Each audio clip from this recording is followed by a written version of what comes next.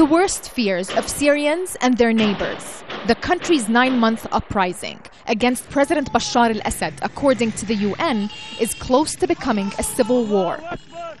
I have said that as soon as there were more and more defectors threatening to take up arms, I said this in August before the Security Council, that there's going to be a civil war. And at the moment, that's how I am characterizing this.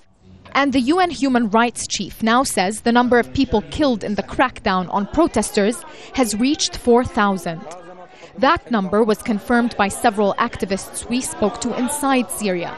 They also say that more than 800 soldiers have been killed. It comes as the opposition council in Syria is negotiating with soldiers who have defected. Known as the Free Syrian Army, the armed defectors have agreed to cooperate with political opponents of President Bashar al-Assad. Their role? To protect civilians.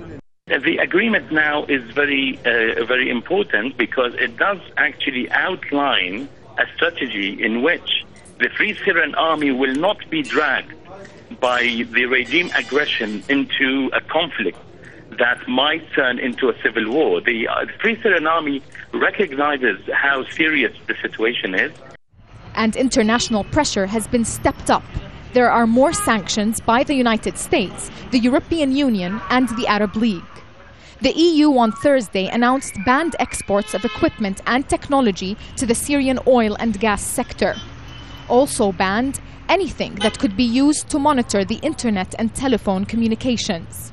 But Assad remains defiant. Syrian state television showed him meeting with a group of Lebanese religious scholars. The group called for the Arab League's sanctions to be lifted.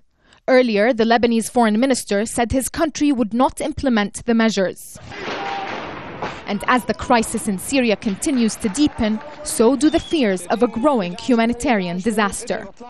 Syrian activists say any efforts to protect civilians at this point in time are key, especially after the Arab League failed to agree with the government on sending observers to do so. They're also welcoming the role of the Free Syrian Army in protecting civilians and are asking neighboring countries to do the same by establishing buffer zones along their borders with Syria to allow in more refugees. Nisreen, El-Shamayleh, Al Jazeera, Amman.